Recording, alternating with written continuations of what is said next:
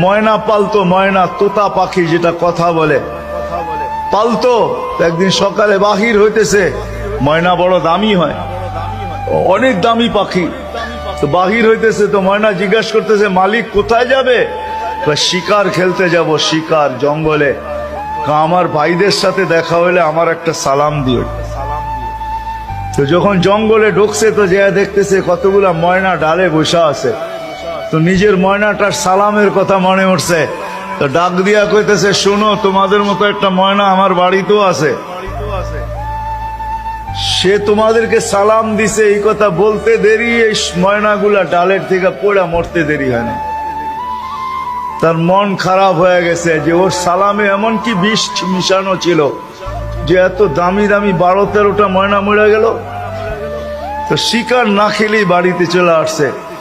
তো ময়না জিজ্ঞাসা করছে মালিক এত তাড়াতাড়ি ফিরলে, হাতে তো কোনো শিকার দেখি না। তুই কথাই বলিস না। বলে কেন?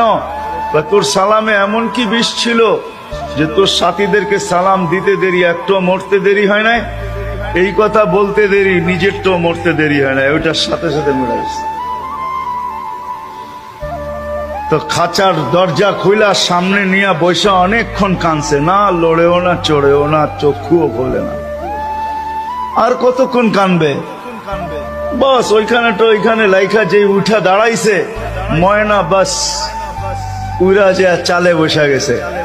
তো বলছে এটা কি করলি? আমার বন্ধুরা আমাকে খবর দিছে, দেখ আমাদের মতো যদি বাগানে বাগানে ঘুরতে চাস তো মরার আগে একবার মরার ভান করে দেখ, তুইও আমাদের সাথে উঠতে পারবি, জঙ্গলে জঙ্গলে ঘুরতে পারবি।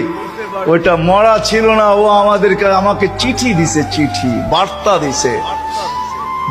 দিছে। এই জন্যই আল্লাহ ওয়ালাদের কাছে, যাদের বয়স হয়ে গেছে আর কত করে, জান আল্লাহ ওয়ালাদের কাছে পড়া থাকে, জান আল্লাহর রাস্তায় পড়া থাকেন। মা বোনদেরকে বলবো জান মুসল্লায় পড়া থাকেন। ভাবেন মরার আগে মরে গেলাম, তাইলে চিরদিনের মৃত্যুর থেকে বেঁচে যাব, জান্নাত মিলবে। জান্নাত করবো তো পাক্কা ওয়াদা?